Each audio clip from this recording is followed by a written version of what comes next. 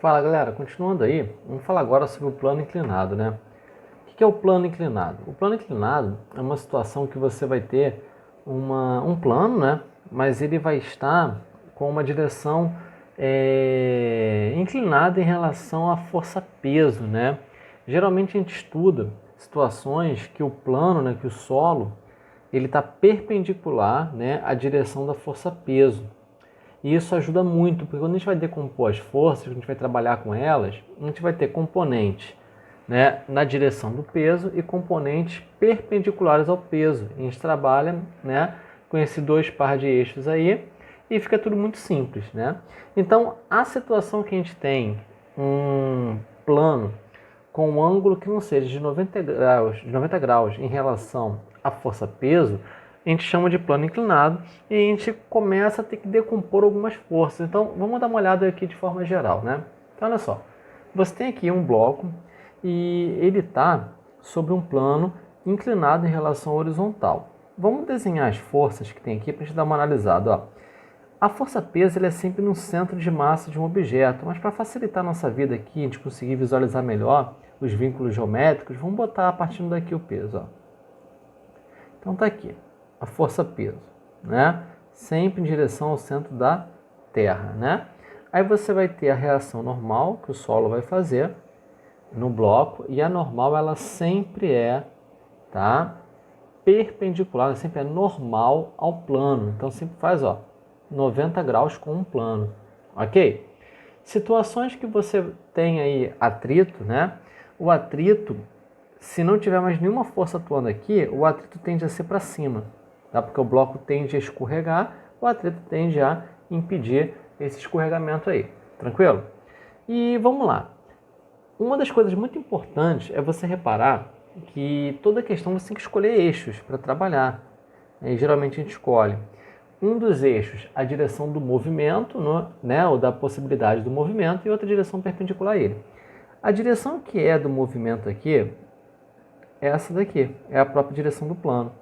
E geralmente a gente chama ela de direção X, tá? A outra direção a gente vai escolher perpendicular, chamar de Y aqui. Então você repara que essa força-peso, ela não está nem na direção do movimento, nem perpendicular a ele, então complica a nossa vida, ok? Então por isso que a gente sempre faz uma decomposição nesses casos, ó. Então a gente faz a decomposição lá, ó, vamos montar aqui o retângulozinho em volta, né? Aí vamos colocar uma componente na direção da normal, que a gente vai chamar de PY, e uma componente na direção do movimento, né, ou da possibilidade dele, que a gente vai chamar de PX, ok? E aí a gente vai reparar o seguinte, olha, aqui está fazendo 90 graus, não é? E a gente também vai reparar que esse ângulo θ, esse ângulo de 90 e esse ângulo que eu vou colocar aqui, rosinho, eles formam um triângulo, né? E a soma do triângulo tem que dar quanto? Tem que dar 180, não é? Ou seja, esse cara rosa e esse cara verde aqui juntos tem que dar 90, porque já tem 90. Só que você vai reparar que esse ângulo que está aqui, ó, né? Ele é complementar a esse ângulo rosa, ou seja, a soma deles dá 90. Então vamos lá. Se esse cara mais esse tem que dar 90 e esse cara mais esse tem que dar 90, é porque esse cara aqui é o próprio θ, né? Então você pode falar que o ângulo entre o peso e a componente y do peso é sempre igual ao ângulo que você tem, tá, do plano inclinado. Importante decorar isso daí, ok? E você também pode falar que isso aqui vale 90 graus, então isso aqui é um triângulo retângulo. Então você consegue chegar à relação de que o PY ele vai ser igual ao peso vezes o cosseno de θ. Da onde vem isso? Vamos lá. Isso aqui é um triângulo retângulo, né? A hipotenusa é o peso, tá? De frente para o ângulo de 90, né? PY é adjacente. Então você consegue achar ele dentro de um triângulo retângulo pelo cosseno, né? O cosseno desse ângulo é o cateto adjacente PY sobre a hipotenusa P. Se você passa o P para o outro lado, ele vai multiplicar. Então, peso vezes cosseno de θ é o PY, né? PX. Cara, PX é esse aqui, né? Ele tem o mesmo tamanho que isso aqui. Então você usou cosseno para um, vou usar seno para o outro, né? Geralmente a gente, é sempre isso, né? Então, se usou cosseno para um, usa seno para o outro. E aí você consegue decompor a força-peso, né, em duas componentes que são mais úteis. E, essencialmente, toda a questão de plano inclinado, ela trabalha dessa forma, tá?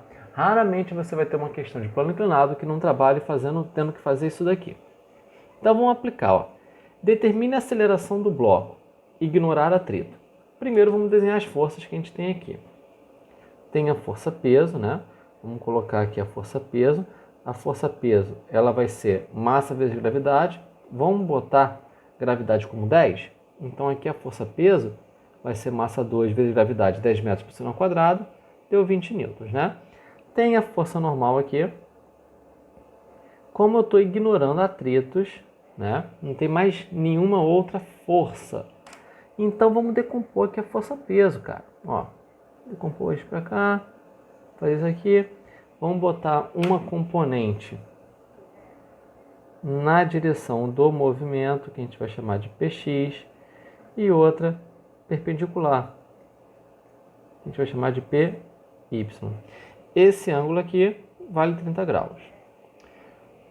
Cara, um bloco deslizando sobre uma superfície, um plano inclinado, ou ele vai deslizar sem nenhum problema, descendo o plano, ou então ele vai ficar parado porque o atrito é muito grande. Se não tem atrito, ele com certeza vai deslizar, ok? Então ele não vai nem entrar no plano, nem saltar para fora. Existe um equilíbrio nessa direção. Então você pode falar que em módulo, o normal, a normal, né, a reação normal, é igual à força PY, a componente PY.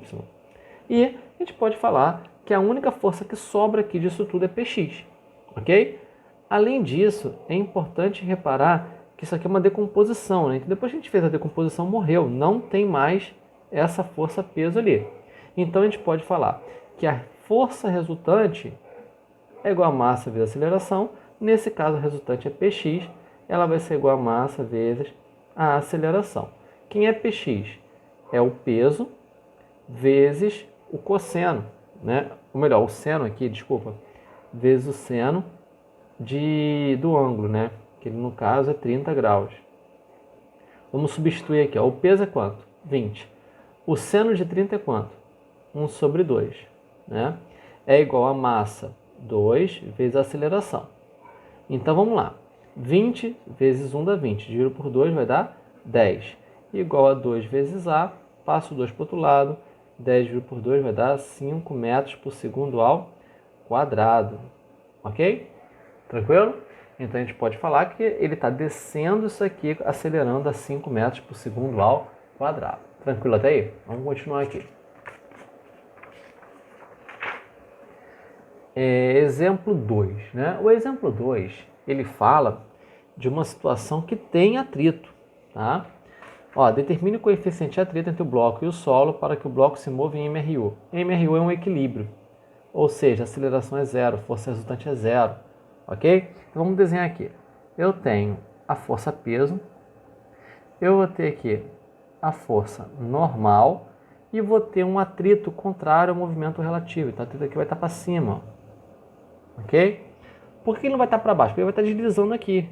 Contrário, né? O movimento ele está relativo para cá. Então o atrito tem que ser contrário a ele. Legal. Tem mais alguma força aí? Não. Então vamos colocar as componentes nas direções que eu quero, que é a da normal e é a perpendicular normal. Então, vamos botar aqui, ó, componente do peso x, tá? E componente do peso y. Aqui. E esse ângulo aqui, ó, tem que ser 45 graus, ok? Continuando aí.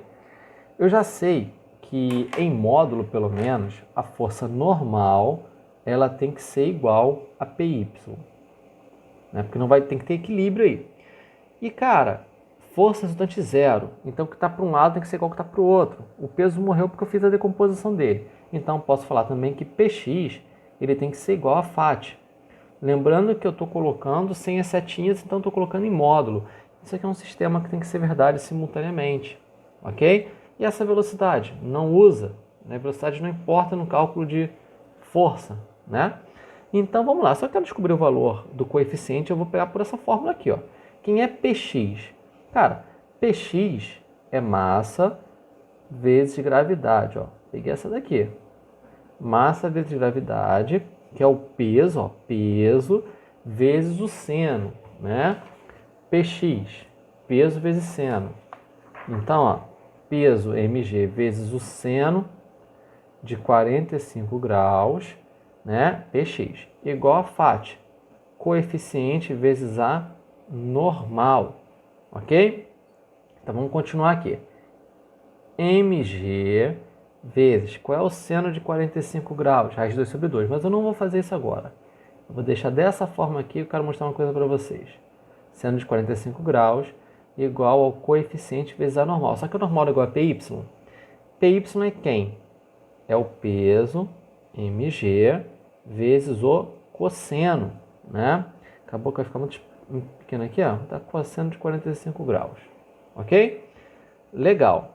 Isso aqui é uma igualdade. Tem um termo de cada lado. Eu posso cortar, tá? Então, ó, massa pode sair. Gravidade pode sair também, né? Então, sobrou o quê? Sobrou seno de 45 graus igual ao coeficiente de atrito vezes cosseno de 45 graus. Isso significa que não depende, né, para você ter um equilíbrio, não depende nem da massa, nem da gravidade essa situação. Tudo bem? É uma situação que depende apenas do ângulo. Tá vendo que a única coisa que apareceu aqui é ângulo? Então, se você passar para o outro lado, olha só. Seno de 45 graus dividido pelo cosseno de 45 graus é igual ao coeficiente de atrito. Só que o que é o seno de um ângulo dividido pelo cosseno dele mesmo? É a tangente dele, né? Então, o coeficiente de atrito que você tem que ter é a tangente de 45 graus. No caso, é 1, ok? Só que não importa, se você substituísse isso aqui por qualquer outro ângulo, você teria no final a tangente desse ângulo, ok? Você poderia colocar aqui θ, alfa, não importa. Quando você faz a equaçãozinha para chegar na conclusão, você chega aqui. O coeficiente tem que ser igual à tangente do ângulo. Isso significa que toda situação que você tem um plano inclinado com um bloco em equilíbrio, ou seja, MRU ou equilíbrio estático, que é repouso, você pode falar que o coeficiente de atrito sendo utilizado é a tangente do ângulo do plano inclinado. Sempre, ok?